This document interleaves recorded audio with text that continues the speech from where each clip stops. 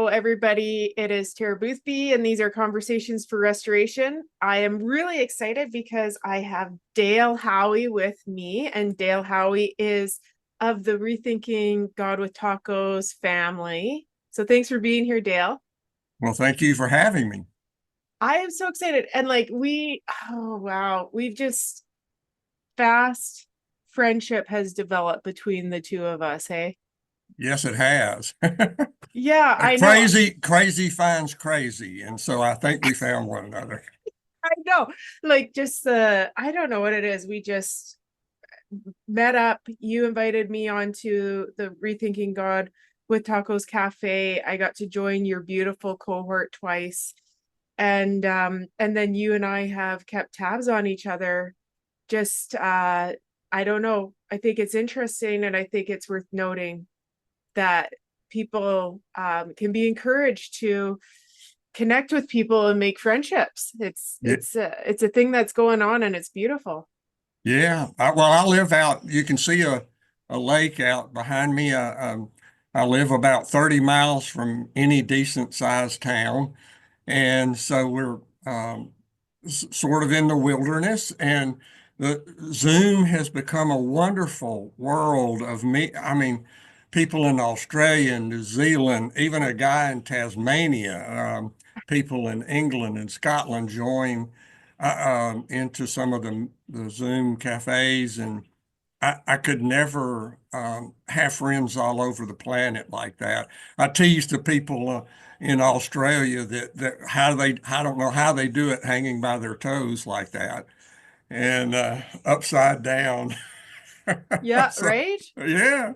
So, but it's so much fun. In fact, David Tenson was was on a podcast recently, and what a beautiful soul. I know he's your publisher. That was really Yeah. a interesting call.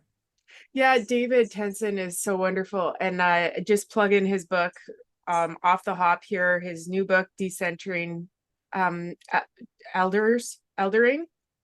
Man, it's a great book. And David Tenson is just so fabulous. So I just was on a call with him earlier this week as well. Just such a great soul. There's so many good friends that we have. So for you, Dale, I just feel like I am about to step into a very rich conversation of so many things. Inclusive love, George MacDonald, positive, negative space and language, and just who you are. There's so much richness to these stories, and sharing space with others who are compassionate for our brothers and sisters who are going through some of the spiritual pains, the pains of discovering just how loving love is. Oh, So oh, absolutely. I guess, okay, so for you, like, how did you get started with the Rethinking God with Tacos community? Um, well, really, it goes back almost 30 years.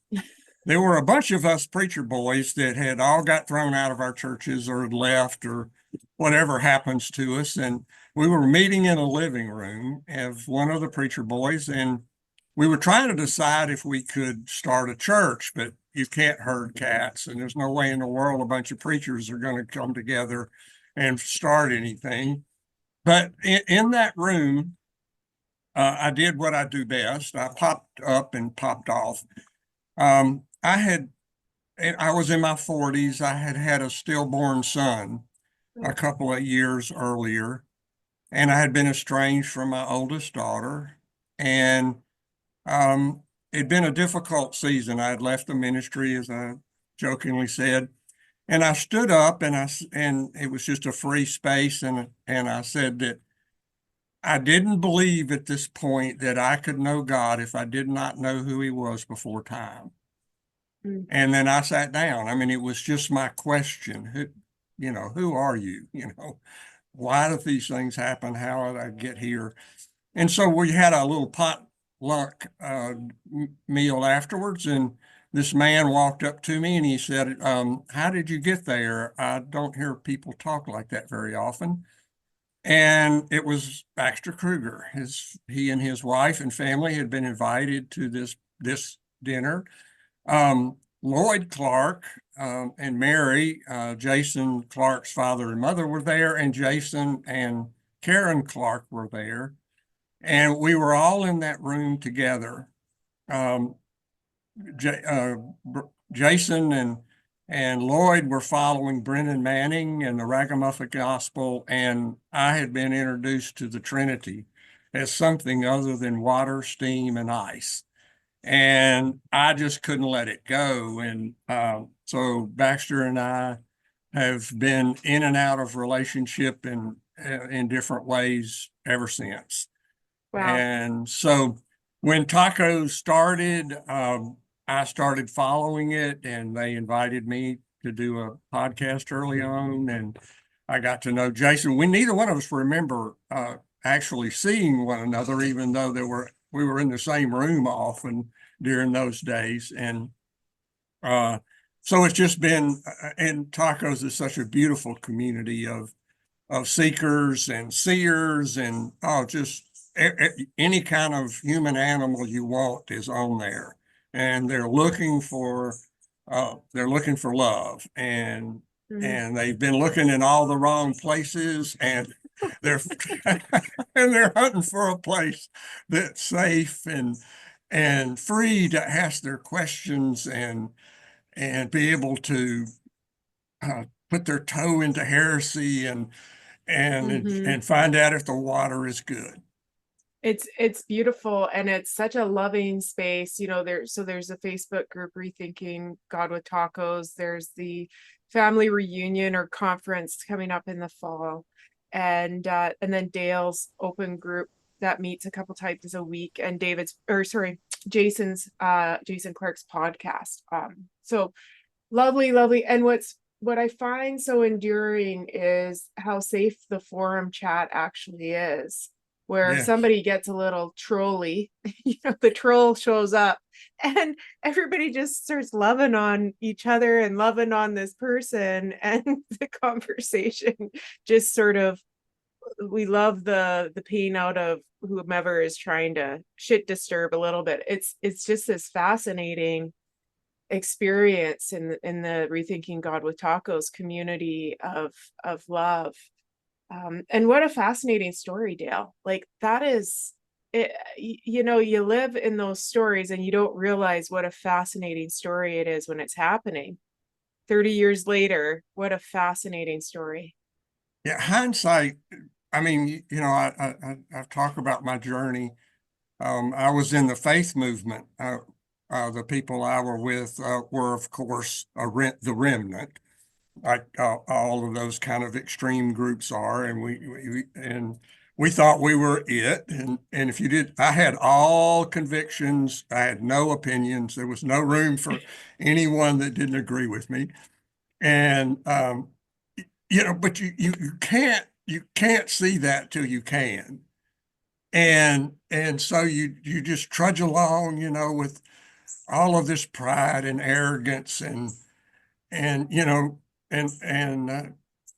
life just happens, Mm, and one day you wake up and you go, oh my God, you know. And so, our stories are so beautiful. God finds a way to take what life dishes out, which can be ugly and hard and difficult, yeah. and he takes those things and he turns them into good. Yeah. And And I like how you said that, sort of this like, we don't know what we don't know until we know it. And those hard beliefs, the convictions versus questions. yes, well, Yeah. that was the thing when uh, I was sitting in a hospital, and I was rocking my stillborn son in a chair, and I was in my 40s, and in that moment I knew that I didn't know who God was, Yeah. which meant I didn't know who I was, and which meant I didn't understand why he created or what he wanted or how I was supposed to fit into that and what that might look like. I'd spent 40 years and some of it in the ministry, and I had been confronted with a reality like none I had ever experienced before. Mm-hmm. And my statements changed to questions. And now when I think about myself and if there is any way to measure anything, which I'm not sure there is, then I look at the quality of my question rather than the strength of my statement. Mm-hmm. And questions just lead to questions. You never get out of questions once you get into questions. The finite can't fully grasp the infinite, and the created can't understand the creator. God is doing everything he can that we can enter into everything that we will, but it's still quite a step. He's just so much bigger and grander and without limit. It's just the more we see, the more we see, and you can't see till you can see. Yeah. And these not knowing until we know and not seeing until we can see is the journey from glory to glory to from darkness to light to, I mean, it's seeing Christ in us in the mirror and being changed into what we see. It's It, one hell of a journey. it is one hell of a journey. It's one hell of a journey. And it's so, I think too, we're leaning into how we hurt people is when we hold so tightly to convictions and my words, and I can tell you the right answers, and I know. And this to me, that self-worship, when I look back on my former way of believing I had to know the right answers, and somebody was going to tell me this right answer, and I should probably be able to tell somebody else. Wow, that's a dangerous way of thinking, that we can tell other people exactly what to believe about, like you said, the infinite. Yeah, like we know. Like we know, we have an I like I mean, when you're telling this painful and vibrant story about your stillborn son, and that I my language of love energy, the energy of holding our child. And I don't know what it's like for you to have had that experience with your son and how that transformed you, but I've held my son. And so what I know of the energy between myself and my son, I can lean in, I can have empathy, but I can't tell you how to feel about that story. Yeah. What, well, I ran into this author recently. I mean, we've already talked about it. Um, it's, I, I love the book. I'm not altogether certain of the author, I know, questionable author. Absolutely. But she's got a statement in here. It says, "Love's energy is the pulse of God's heart, the same heart of love we all are included in." Yeah. I mean, that's a radical statement. That is radical inclusion. Whether this lady is questionable or not, the what she's written is beautiful. We'll just leave. We don't want to question me either. I promise. People say, "Well, how are you doing, Dale?" I say, "I'm crazy." You're crazy? I say, "Yeah, what's better than the alternative?" Is my typical response. And I would rather be a little crazy than a little sane if I have a choice. But Of course. where you're coming from here is a real message of that the world needs to know. We've bought into this idea of conditions. Mm-hmm. Love is conditioned. If, when, then, everything has a condition on it, and we read everything uh, through the eyes of, well, if you believe, when you believe. And I mean, I want to ask, up until Copernicus and Galileo, the entire world believed that that the planet was flat, and that the four corners of the world of the earth meant that it was flat, and everybody believed it. The church was willing to kill people to maintain that, thinking they were defending God. And then Copernicus and Galileo discovered that it was round.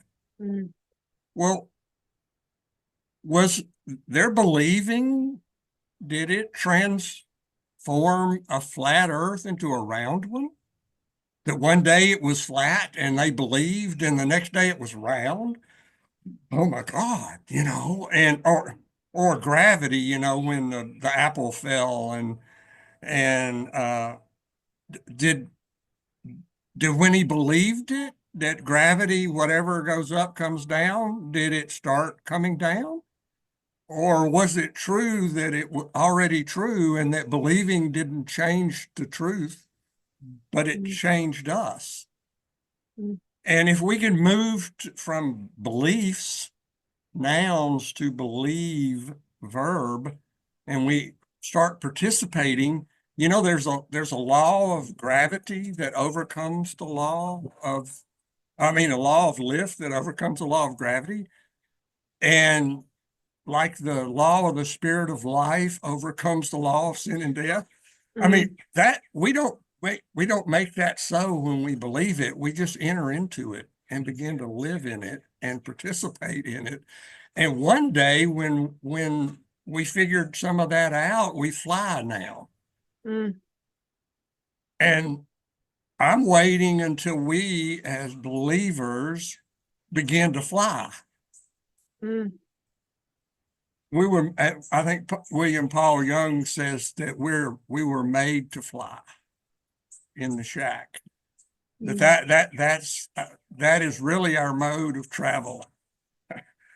And but we're not going to believe it. So we're going to participate in it as so, And because it was participate. always true and it will always be true of us. Yeah. And, and one day we'll see it and Hmm. we'll enter into it and we will fly. We will, as MacDonald says, we'll spread our heaven storming wings into the presence of our God. Oh God.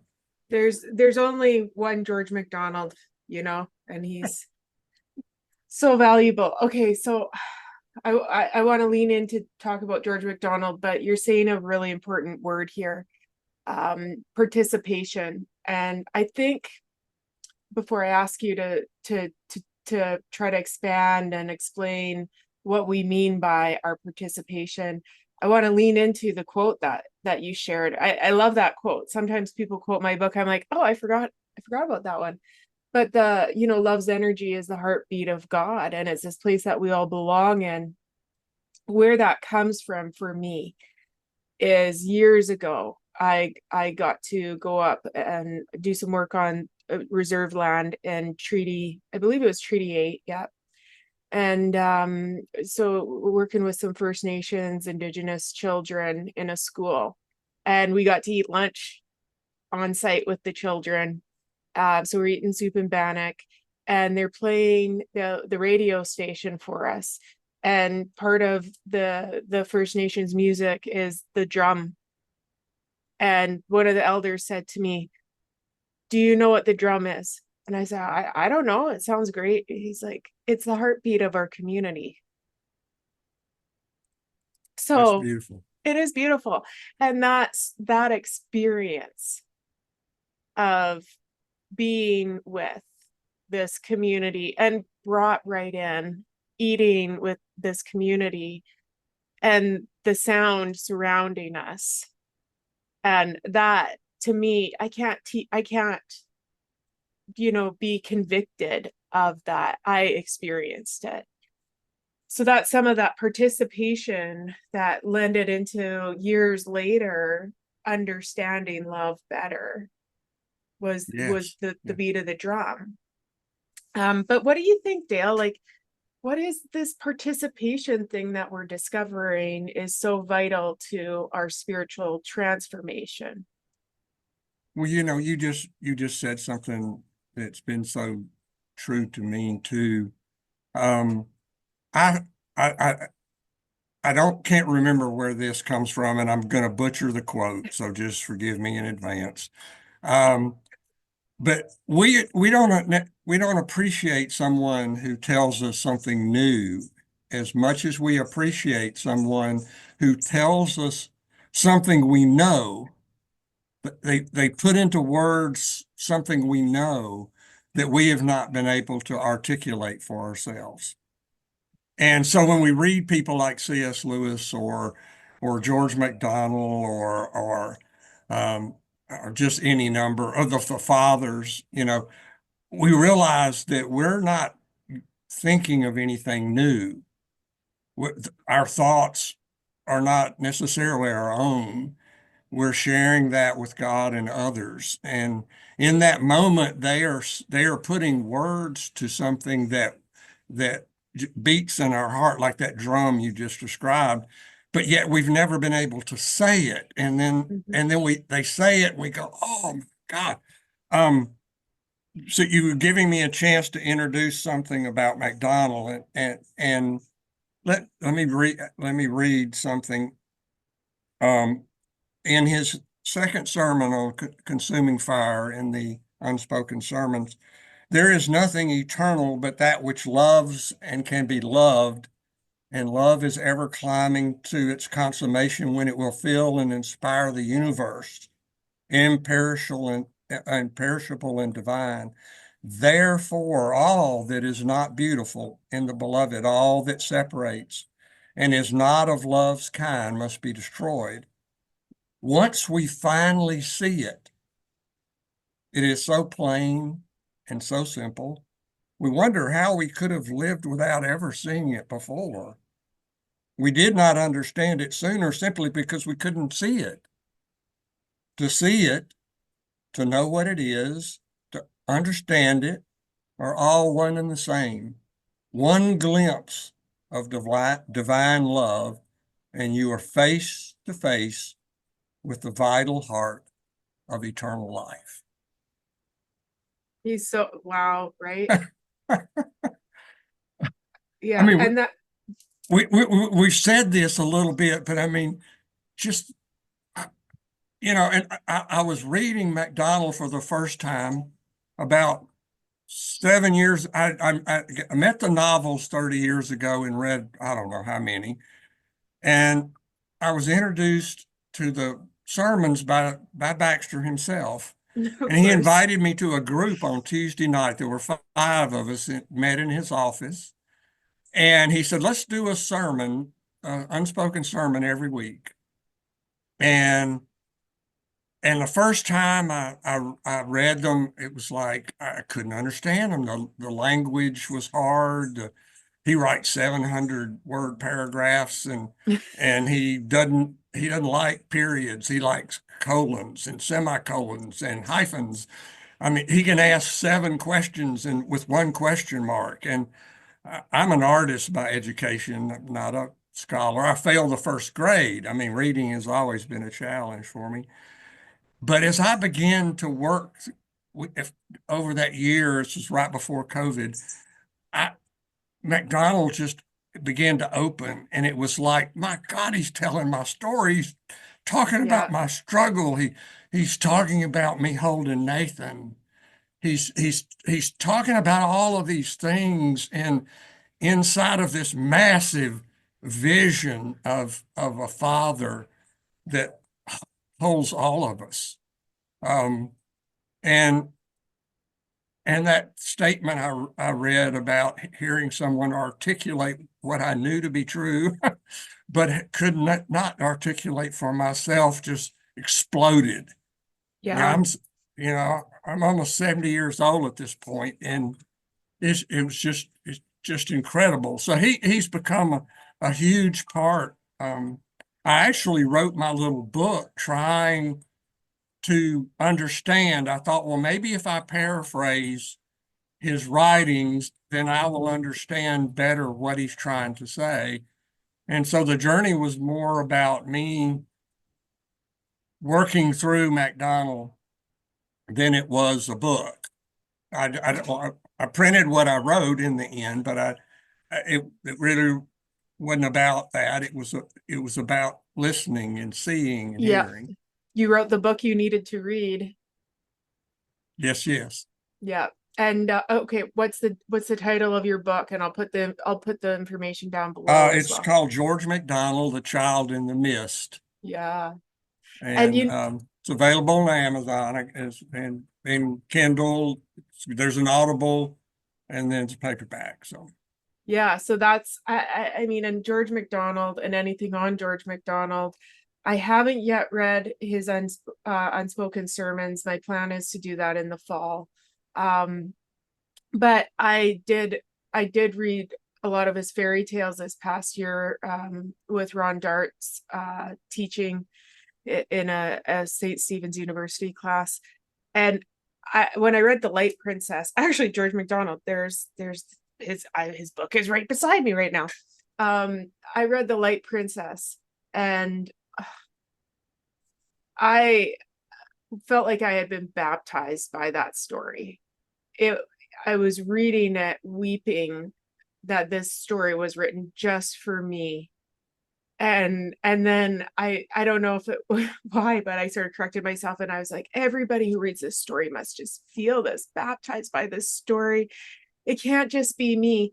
And I was so offended when I found out that some people don't like that story because it's so rich with the intimacy and the eros, the deep romantic love of God for the created being. And I was like just washed over with this image of unfathomable intimate love that God could actually have for me. yeah, And I got a crush on George MacDonald too. So that was the risk of him writing that. I had to look up and see, what does this guy actually look like? And tell my husband, and I said, but the good news is he's dead. So don't Jason's worry like, about him. okay, I guess that's okay. Well, you just use C.S. Lewis's language. He tells the story in Mere Christianity. He was fixing to get on the train, and he went to the bookstore in the book stall, he called it, and he bought a dirty copy of Fantaste. That's first MacDonald's first book. And in the train, he began to read. And that night, he was sitting by the fire with his mentor, and he began to read the book. And all of a sudden, he was in the woods with Andros, and he and this C.S. Lewis says that in that moment, his imagination was baptized, Mm. and the rest of him quite naturally caught up later. Wow. And so Lewis says there's not a single thing that he ever wrote that did not include something from George MacDonald. Wow. In The Great Divorce, it's MacDonald who meets him on the plains of heaven. It's MacDonald who explains. Once you've read MacDonald, you see him everywhere in Lewis, Oh and yeah. he refers to him as his master. And there's just something. MacDonald had pleurisy. It was a family curse. And he spent a great deal of his life on his back in bed because they were afraid that his bleeding would lead to his death. And back then they put leeches on people to try to heal them. And MacDonald spent a great deal of his life that way as a child and as an adult. He lost one parent, his mother. He lost some of his children to it. At the end of MacDonald's life, he could no longer speak. He had lost speak. He lost his language. Did not write. He could not speak. He had a really difficult life. The Calvinist world he was in rejected him totally. And, um, and so, but I really believe it was the richness of the time he spent face to face with his father, Mm. in that bed, that literal bed, unable to move, was where his imagination traveled. And he saw things that he later struggled to write. And um, and and we're all beneficiaries. I mean, the Inklings, Mm. Madame Lingual, even J.K. Rowling gives credit to MacDonald for being the father of imagination, Christian mystery, and he's just had such a profound influence. In one of his articles he wrote in a periodical called A Dish of Orts, he Mm. made a powerful statement. He said, to think imaginatively is to Mm. think God's thoughts after him. Wow. That goes And back to what you were saying before too about our longing to express something that we've been unable to express, and then somebody says it and we're like, oh, that is the fire in my bones. That is the fire I'm weary of holding in. And now, yeah, and that is some of love energy as well. Love's energy, um reinforcing the energy between people, the love energy between people. When someone else says the thing we've always known. And then it's also so powerful to notice like the cloud of witnesses, like George MacDonald and C.S. Lewis, where yes, it's like, oh wow, this was being said hundreds of years ago, yeah, 60 years ago. It's C.S. Lewis. Wow, that's almost 100 years ago. Wow, yeah. that's And crazy. MacDonald's birthday was this year. It's 200 years ago. I mean, this is nothing new. Each generation has to find it, and then each generation has to find a voice to say it. God Yeah. has no grandchildren in that sense. And so, but when we see something, we realize it's ageless, timeless, measureless, and that we're just participating in something that's Mm. beyond anything we could imagine. But when we want to awaken to our imaginations, we want to be able to see what we haven't seen. If that, I mentioned, is this a good point for me to share my little image? And Yeah, please share your image. all I right, also think as you're bringing up the image, what I hear you saying too is part of our participation is a practice of mindfulness. This experience, be here now. And as we're being here now, experiencing being with, I'm just present with Dale, but then in the richness of being mindful and present with a friend, we are also connecting into this deeper experience. This beautiful energy becomes more vivid. So this is yeah, powerful, and I think your image here is going to expand on our conversation. So share your artist's eye with us, Dale. yeah. When I went to a classical art school and they taught me how to draw, and when I was in art school in the 70s, they rolled out duct tape on the floor and signed the end and called it art. Where I went to school, we had to draw. And the main discipline was learning to see. You would think we see, but we really don't. This image here is a vase. It's called Rubens' vase. A psychologist used this in his teaching, and to be honest with you, I don't know what he taught or what he saw. That's maybe for another day. But some see it as a chalice. And, but as an artist, I came to learn that the negative space in art is as important as the positive space.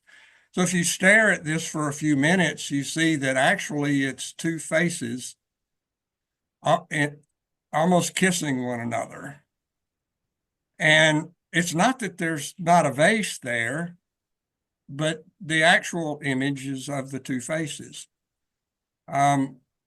Much of our Christian life, the religion, which I call the invention of men, religion tells us to focus on the vase, and that vase in our culture is really sin. It's a sin story.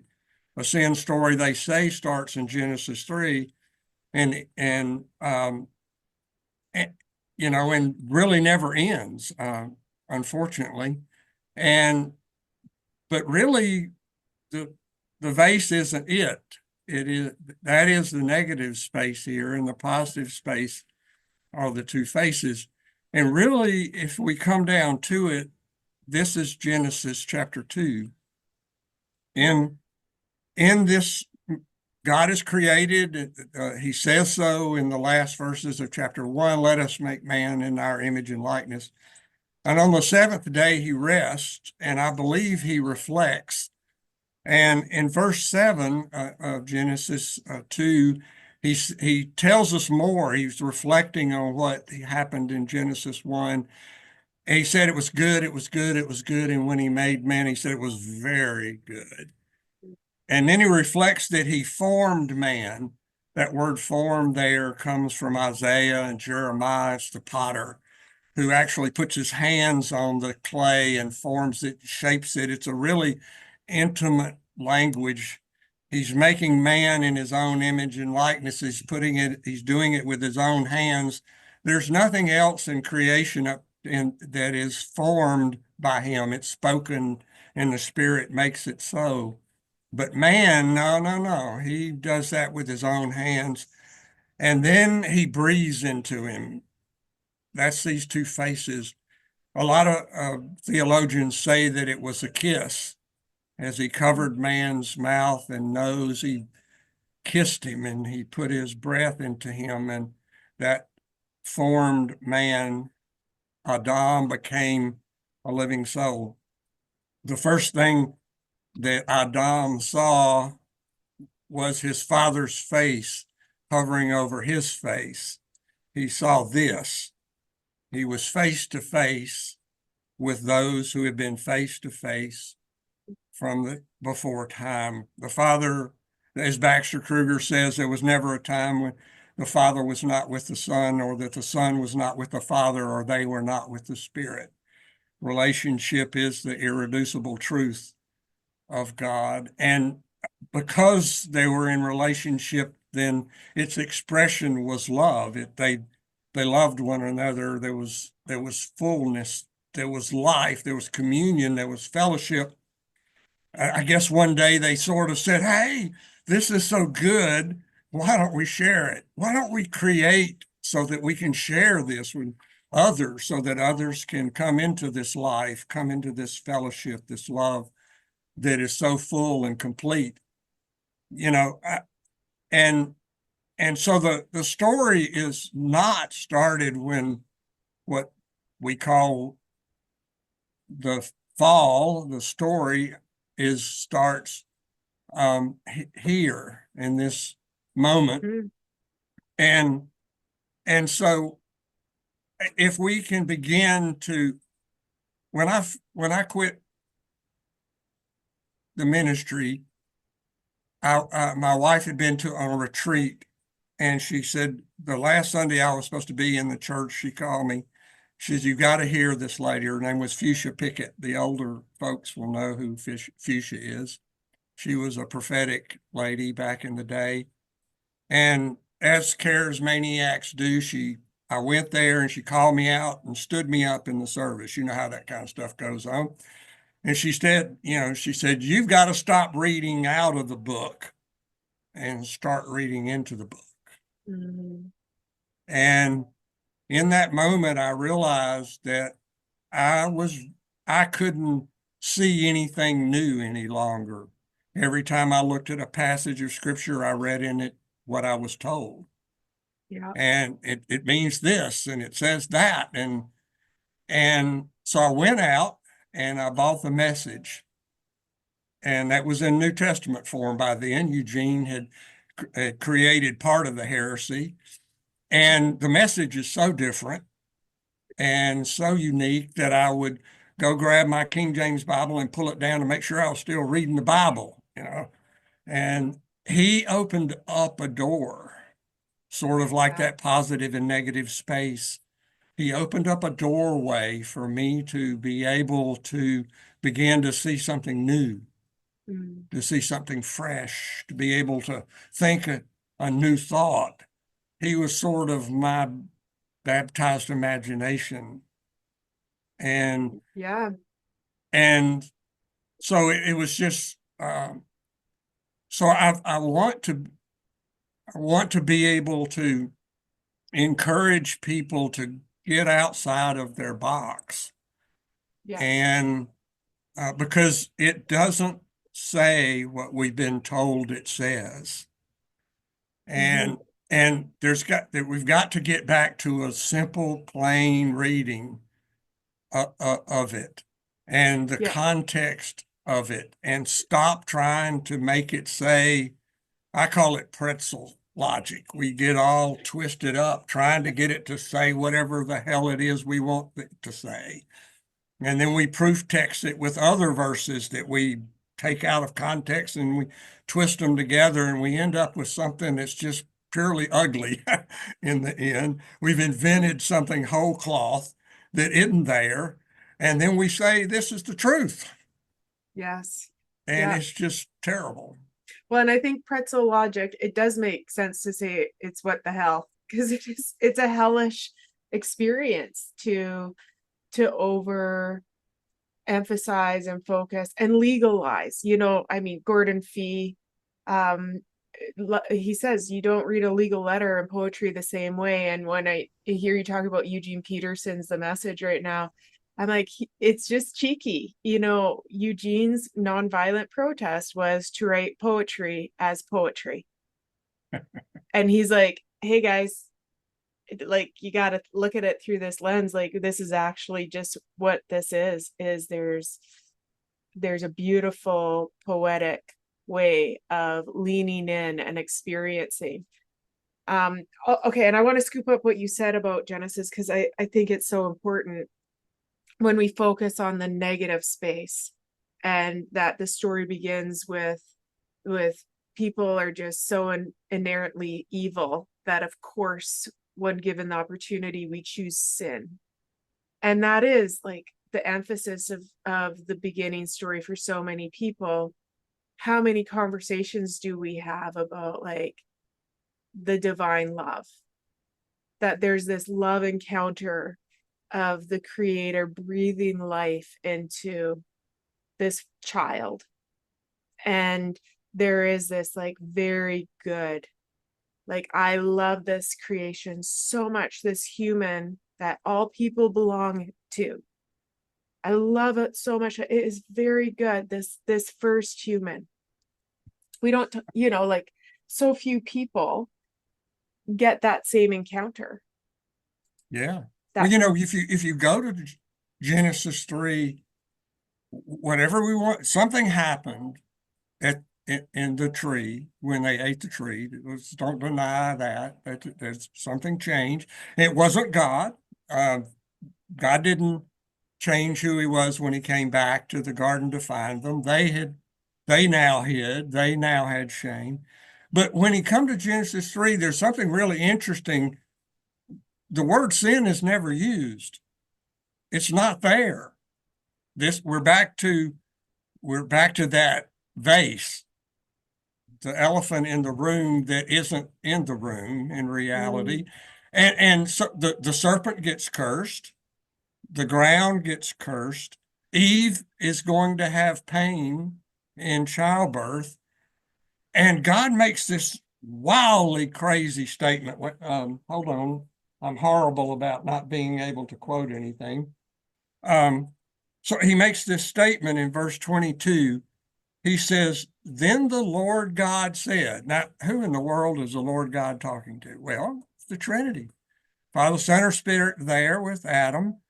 And the Father, if we will, we can say that's the Father. He turns to the Son and the Spirit and says, behold, the man has become like one of us. Mm, Oh my God. I mean, he's not cursing this guy. It's almost like he's saying, whoa, man, he's taking this giant step forward. This doesn't work with that other narrative that people tell me is that vase, that chalice, this thing. mm, Knowing good and evil, and now he might reach out his hand and take the fruit also from the tree of life and eat and live forever. Therefore, the Lord God sent him out of the garden to cultivate the ground. God sent Adam out to protect him. God went mm, with Adam when he went out. This story isn't the story that we're told. You notice that there's no anger, mm, there's no wrath, there's no condemnation. Nothing that we've been told that's in the story is in the story. In fact, the word sin doesn't show up until God is talking to Cain in mm. chapter 4. I mean, if we're what did Augustine say and Calvin say we're uh, what's man? Wor- He's huh? Worms. No, the D word that it just Oh, left me. But it'll come back. depraved. Uh, Yes. Yes. Depraved. well, if we're depraved and we're sinners and God can't fellowship with sin and he can't be in the presence of sin and he's so holy, yet he's having a discussion with Cain and he says the first time he uses the word sin, he said sin's at the door. Sin's not in Cain. Sin's on the Mm, outside. He said sin wants you. Sin doesn't have Cain. I mean, God goes on and he's got Enoch who walks with God and is not. He's got um, uh, um, oh, the flood. Noah walks with God. He's got the story of Abraham, Jacob. He's got Moses. Well, this God's not supposed to be able to fellowship with any of these human, sinful, depraved people, but the Bible's all full of it. He never leaves. He's following us. If you will, give me the moment. Luke 14, Kruger introduced me to the parable of the dancing God. It's his smallest book. He'll hate me for saying it's his best one. He's never written a better one. It's just this little tiny thing. But he introduced the Luke 15 as the parable of the dancing God. We're so centered on ourselves that we name all of the stories after ourselves. Luke 15 has nothing to do with the sheep, the coin, or the sons. It has to do with the Father and mm, the Father's heart. And it's a simple story. It's probably the simplest plain reading story. I have a little statement for myself. There's only one story, and God is the author of that one story. He's the only one who knows the mm, beginning of the story. He's the only one that knows the end of the story. The mm, Son is the teller of the story, and that's what we're going to see in Luke 15. And the Spirit is the one who reveals, who makes what the Father tells, and the Son reveals. The Spirit makes it so, and we are the writers. We've given the privilege of writing. If there's any mistakes in this process of this story, it's with the writers, mm, unfortunately. mm, And so anyway, so Jesus is telling this story. He's telling us the Father's heart from the beginning. And if we can hear it, the prodigal is Adam. He tells us Adam's story. And so he begins that the father has two sons, and the younger son comes and says, I want what is mine. The father isn't angry. He doesn't debate. He doesn't say no. He doesn't try to stop him. He divides his inheritance. He gives it to the boy, and a few days later, the boy leaves. You notice what is missing in the story, the negative space. None of that they say that God is true. It's not in the story. And Jesus is the one who was there in the beginning. John 1:1 says, who knows? He was the only one that was there. He's the only one that can tell us in flesh and blood. So we find out that he goes and wastes. Jesus tells us that he wastes what he had on riotous living. And the next moment that we see the son, he's in the pig pen. Mhm. He is laboring now, as Adam had to work for his food. The boy is struggling for food, and he remembers his father, and he says, "Well, I'll just go back and be a slave." Now I get my speech together. I got to do the Roman road. I got to tell him about my sin. I got to confess it. I've got to be repentant. I got to show him that I've changed. And so he goes there and gets out on the road. And Jesus talks about his father again. Now remember, he was there with Adam. And so the father watched his son leave, and he saw his head go over the horizon. And now he's watching the horizon because he knows his boy's going to come back, and he wants to be the first one to see his boy. And so he's watching, and he sees the top of his boy's head. And he gets up and he runs. Jewish men don't run, especially older Jewish men. They don't run, but the father, he gets a running, man, and he runs up to his boy, meets him out there on that dusty road, and the boy starts to give the spiel. And we can go to Eugene again, and Eugene says in the next verse, and the father wasn't listening. he he didn't need it. Didn't care. He didn't hear his speech. He didn't hear his repentance. He didn't hear he didn't hear any of it. Wow. He just said, turned to the servant and said, go get the ring, go get the robe, go get the sandals, go slaughter the calf. I mean, the son had always been a son, was always a son. The father let the son go. He let him take what he had given him, which was his image and likeness, and he went and let him spend it any damn way he chose. And he let him experience. And the thing that's so beautiful here is that he tells us the end of Adam's story that Genesis did not. He tells us that the boy comes back, and the father receives him and loves him, embraces him, and throws a party for him. And then when the religious brother, as we say, comes in and he's angry, he's outside, and the father goes to him, and he even tells the religious boys that everything I have is yours. Oh my God. It's not only the prodigal that is included in that everything and all, and it's the religious boy. Remember, we start the story with he's eating and drinking, Jesus is, with the sinners and the prostitutes and the tax collectors, and the Pharisees are angry.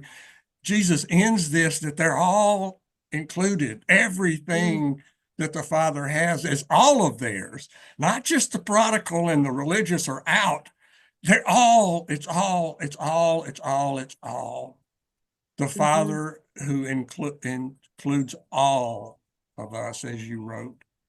Yeah. If we could see that Jesus knows the end of the story, he's the only one who can tell Adam's story if we'll let him tell Adam's story and let us tell, and then it can become our story. Mm-hmm. Then we can understand that Adam was made a living soul, but Jesus became the last Adam, the life-giving spirit, and that spirit lives in you and I. Yeah.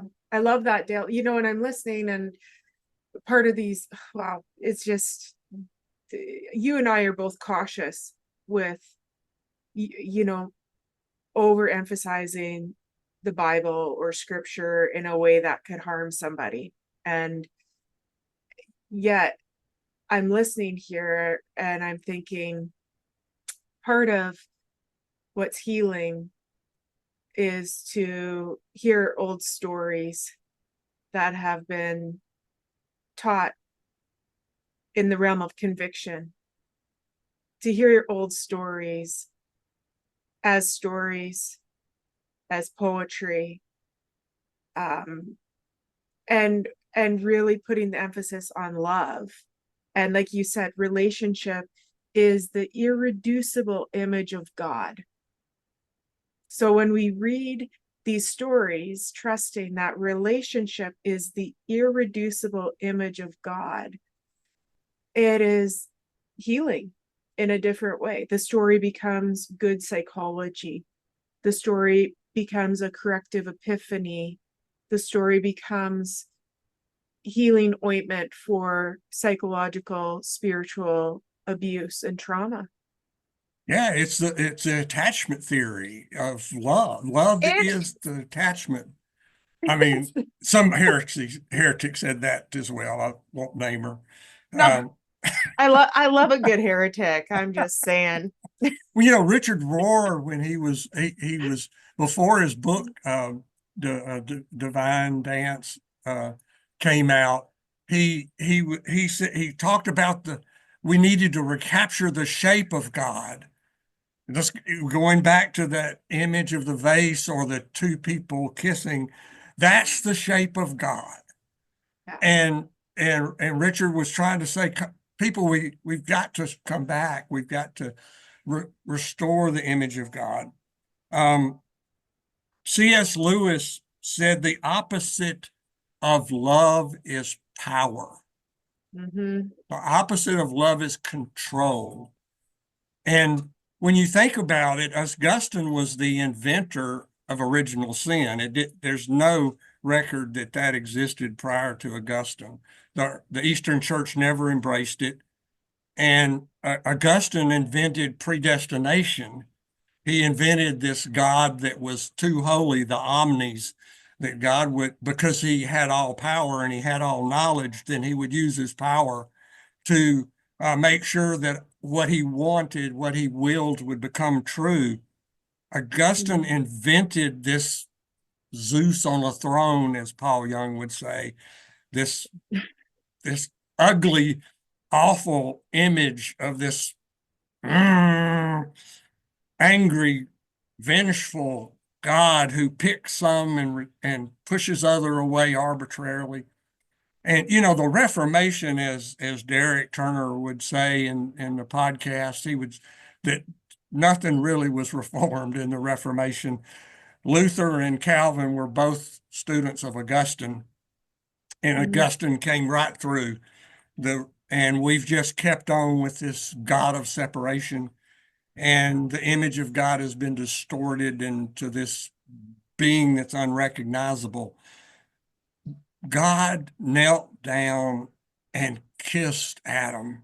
Mm-hmm. Some say that word there was that he worshiped the creation, the beauty of this co-being that was going to, as a Ruvalith icon, it shows the three Trinity, the members of the Trinity Yeah. around the table, and that little mirror that's down that was used to be there at the pedestal, which means that we see ourselves at the table face to face with those who have been face to face since the first of the before time. And they were full. Creation didn't come from a need on their part. It came from the abundance. That's what Jesus is saying in 10:10. He said, I came to bring life and life abundantly. I've got it all. I'm pouring it all out. I'm giving it all away. We've got more than you can ever imagine or measure or know, and we're giving it all as gift. See, and this is It's just a I want to scoop. credible picture. It's fabulous. I want to scoop it up because I think, and part of what's healing about having these conversations is to the piece that Trinitarian theology brings to the table of grander multi-faith conversations is the idea of the attachment science of the Trinity. And that Yes. I didn't get this for so long. I heard John Baird teach on this so many times, and it took David Tenson, published poet. Finally, I was like, oh, I get it now. Because in attachment theory, so often we realize that relationship is on this thread, and Yeah. or a circle. We'll use an infinity loop or a circle in different theories and schools of thought. Understanding that relational thread of a triune God is such a powerful and important thing, that we are on this relationship line. It's not a God that is holding on and gripping me so tight. It is not that I'm either held tightly or I've done something and I'm let go of. The relational space is actually being on that thread. It is this dance. And so when we talk to others in multi-faith conversations, it's such a rich truth to bring to like a Muslim friend, or to bring to a Unitarian, even like we all believe in the same God, and this God is on this line with us. Like, that is good relationship theory. So I love that you're bringing it to that place as well, Dale. It's healing to look at what relationship is. And Yes. then to bring that in, this relationship is the irreducible image of God. And the other thing, if we have the time, I'll just briefly touch on something. Reading into the book instead of out of the book is the first thing I ever remember is the story of Abraham in Luke chapter 15, where a covenant is made. I've read that story over and over and over since I was little. And, I've read into it over and over and over. I read it a couple of decades ago, and I realized something I'd never seen before. And that's that Abraham, God says, I want to make covenant with you. And back then, that was a covenant where you cut animals and you laid them out. And then two people walk through the pieces, as it's called, and they make a covenant and say, if we break this covenant, let us be as these animals. And Abraham laid all the pieces out. And then late in the day, he's waiting and he falls asleep. And in that vision, he sees the fire of God, a pot and an oven walk those pieces, and they declare the promises of covenant to Abraham as he slept. Abraham's contribution to covenant making was he went to sleep. I mean, duh. The father and the son walked between the two pieces, and they gave the promise to Abraham. Abraham didn't make covenant, so guess what? Abraham couldn't break covenant that he didn't make. Where were we when Jesus made the new covenant? Were we somewhere? No, we had all fled. None of us were there. They made covenant once again, fulfilling their promise to Abraham, who they made covenant with, that they would keep the covenant. I don't have any faith anymore. I live by the faith of the Son of God who gave himself for me. I don't live by it. I live in it. It is his faith. I trust him. I trust the Father to be faithful. I'm not trusting me to be faithful. I've proven I'm not any good at that. I mean, if somebody can screw it up, it's Dale. Dale's And first in line. yes, So let me read something here. It's Eugene again. Y'all just have to forgive me. I'm a Eugene freak. Well, he Wrote, was up in Canada for a long time, so I'm not sure yeah, if yeah. he's is Canadian. I can't remember, but I mean, he's And yeah, I think he was. But in chapter 4 of Romans, I'll just read it. It's too rich not to just read. So how do we fit what we know? This Abraham. This is chapter 3, our first father in the faith, into this new way of looking at things. If Abraham, by what he did for God, got God to approve him, he could certainly have taken credit for it. But the story we are given is a God story, not an Abraham story. You hear that? It's not God, we make everything about us. It's not, it is what the story we're given is a God story, not an Abraham story. What we read in scripture is Abraham entered into what God was doing for him, and that was the turning point. He trusted God to set him right instead of trying to be right on his own. If you are a hard worker and you do a good job, you deserve your pay. We don't call it wages.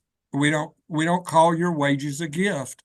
But if you see that the job is too big for you and something only God can do, and you trust him to do it, you could never do it for yourself, no matter how hard you tried and no matter how long you worked. Well, that trusting him to do it is what gets you set right with God by God, sheer grace. isn't And that yeah. let Be me read one thing, if you go would, just yeah. a MacDonald quote in the final unmasking. Our Father sacrifices his sovereignty for us so that we may become like himself and give ourselves to the truth. He made us able to do wrong that we might choose and willingly love righteousness. So it's not that God is not sovereign. It's not that he doesn't have all power and all knowledge. It's just that he doesn't relate to us that way. He Yeah. relates to us as Father. He relates to us relationally, and he relates to us through love. Yeah, like a good parent. And I mean, like you're just leaning into such an example of here's Dale giving himself permission to read things with a new belief. Not maybe not new, I don't think it's new for you, but this like I can read things through the lens of love's kind. And it's so transformative.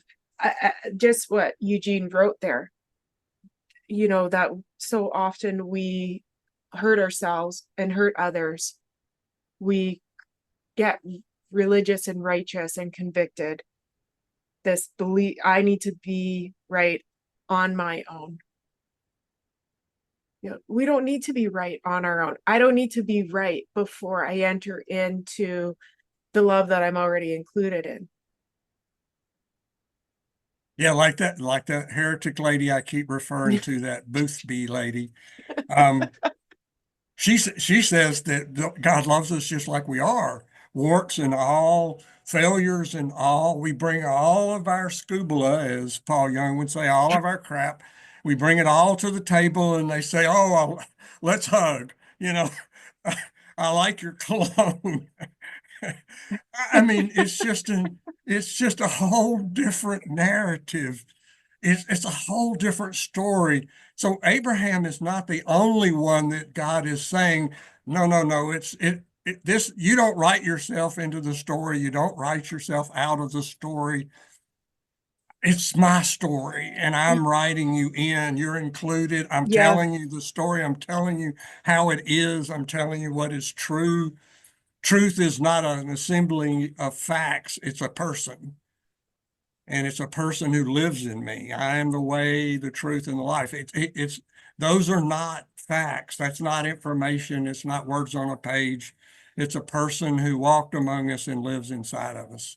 And somehow it's we've got yeah, to make that change, man. Just we got to, gotta Tara. we do the change. And then I mean, you started off by sharing this really vivid and important story of your son being born still, the stillborn child. And I often think of,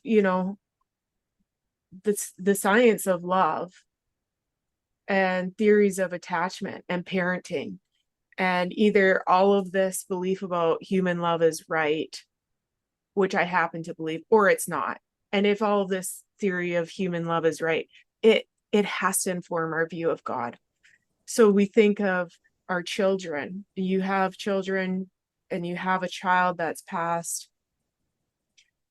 My children screw things up all the time. I don't love them any less. Your child who was born dead, you wouldn't, you loved him, you Yeah, comforted him, yeah. I, you I will know. see him again, and he will have been raised by his heavenly Father, and he will have a different story than mine, and I will get to hear it. And oh God, it's just too rich. I mean, it's just Yeah, sometimes it's just too much, it's so and powerful. it's so good. It's so good. And attachment doesn't end with the grave, we know that. But also too, it's like we wouldn't shame somebody for physically dying. We wouldn't, maybe there's a moment where a person could be angry and process through that. But also too, with parenting my children, shaming them, you know convincing them of how bad they are. Look at your bad behavior, is not where the corrective epiphany happens. That's not where repair occurs. Yeah, It focusing on the vase again, and Yeah, instead of the embrace, the face to face. I mean, it's just so stunning. Um, yeah. And it, I know, like, part of my heresy is just this, like, hoping for a co-regulation revival. And I wrote a good chunk about the importance of, like, real heart to heart hugging. And like, where like that, kissing into wakefulness. Ron Dart often talks about that. And when I'm listening to you right now, I'm like, oh yeah, God kissed Adam into wakefulness. With my children, the hugging and the kissing into wakefulness with friends, yeah, co-regulating. And that's this transformative space. Even in this conversation, we're not trying to convince each other. We're just being in, participating, leaning yeah. in a loving way. Yeah, I mean, we could rename the fall and the end of chapter 2 the terrible twos. Any parent knows what the terrible twos are. No, Yeah. yesterday I liked that. Today I don't. No, no, no. What is the terrible twos? The child woke up to distinction. Oh my goodness. I got hands and feet. I am not my mother. I can think. I can say no. I can say yes. I mean, how do once you see, I mean, Adam was just came of age. He was, it's the terrible twos in the garden, and he goes, whoa, this lie that I've been fed that I can be like God. Well, I, I'm distinct from God. Hmm. I wonder what that'd be like if I said no. Yeah. I mean, I think it was the first false self that was created, actually.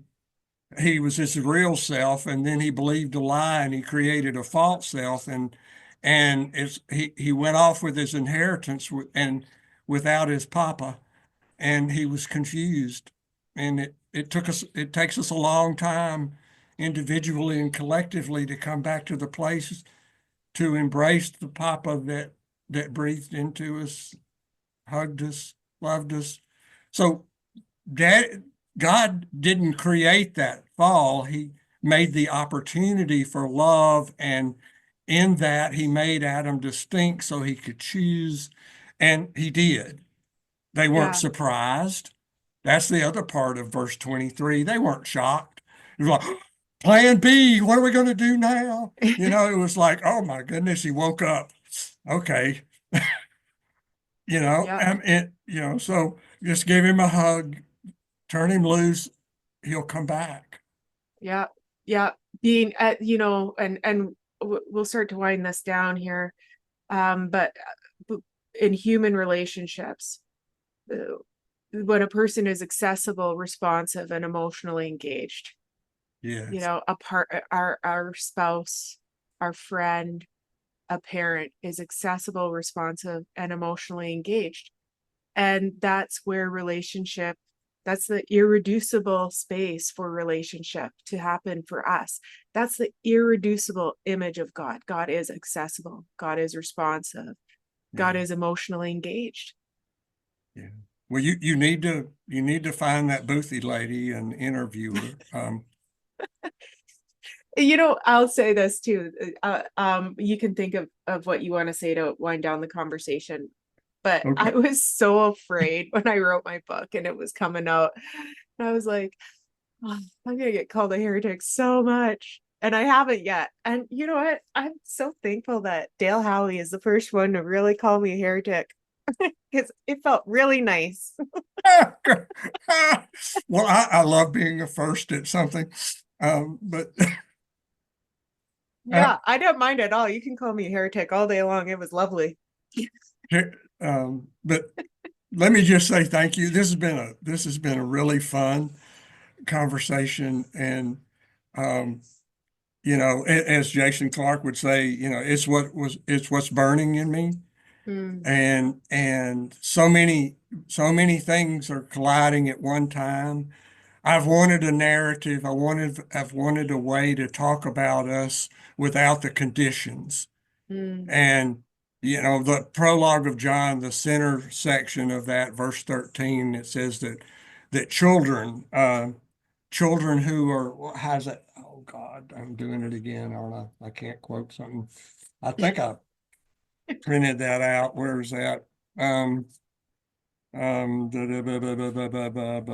Children who are born not of blood, nor of the will of the flesh, nor of the will of man, but of God. We don't change that by believing. That's the truth of our being, as Paul Young would say. And so when the way of our being and the truth of our being become the same, we're living in the life and love of our good Father. Beautiful. And we are loved, we are lovable, and we are loving. And that is our true identity. Thank you so much, Dale. I'm just so happy to document conversation with you. And Dale, I'm gonna put Dale's information below as well. If you are not a part of the Rethinking God with Tacos Facebook group, it's a great forum to join. And Yes, then yes. Dale has these active conversations weekly. So if you're looking for a community where you can think and participate in loving conversations about self and God and about people, I strongly advocate for people to find Dale and find out about the groups that he is holding space for. Thank you, Tara. Yeah, you're so welcome. Thank you, Dale. So I'm gonna say goodbye, everybody. Goodbye, Dale. Goodbye.